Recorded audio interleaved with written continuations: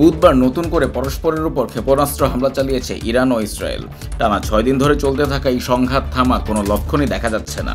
এরই মধ্যে মার্কিন প্রেসিডেন্ট ডোনাল্ড ট্রাম্প ইরানের নিঃশর্ত আত্মসমর্পণ দাবি করেছেন।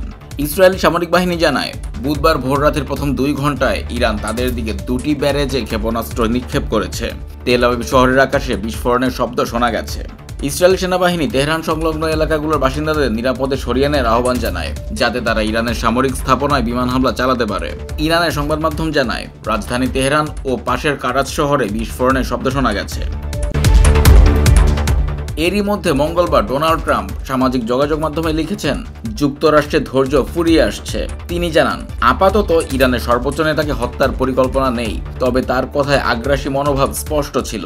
ট্রাম্প তার ট্রুথ সোশ্যালে লেখেন, আমরা জানি তথাকথিত সুপ্রিম লিডার কোথায় লুকিয়ে আছেন। তিনি আরও লেখেন, আমরা তাকে মেরে ফেলছি না, অন্তত এখনই না, কিন্তু আমাদের ধৈর্য ফুরিয়ে আসছে। এর 3 মিনিট পরই ট্রাম্প আরও একটি পোস্টে লেখেন, নিঃশর্ত আত্মসমর্পণ।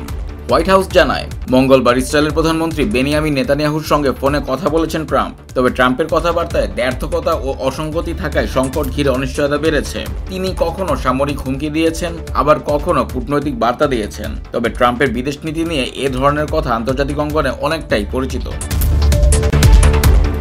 এদিকে যুক্তরাষ্ট্র মধ্যপ্রাচ্যে আরও যুদ্ধবিমান পাঠাচ্ছে এবং অন্য কিছু ফাইটার জেটের মেয়াদ বাড়ানো হয়েছে বলে 3 জন মার্কিন কর্মকর্তা রয়টার্সকে জানিয়েছেন।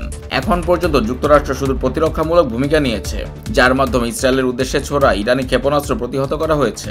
সূত্র মতে, ইসরায়েলের হামলায় আয়াতুল্লাহ আলী খামেনির ঘনিষ্ঠ সামরিক ও নিরাপত্তা উপদেষ্টা নিহত হয়েছেন। এতে ইরানের শীর্ষ নেতৃত্বে বড় ধরনের শূন্যতা তৈরি হয়েছে, যা বাড়িয়েছে কৌশলগত ভুলের ঝুঁকি।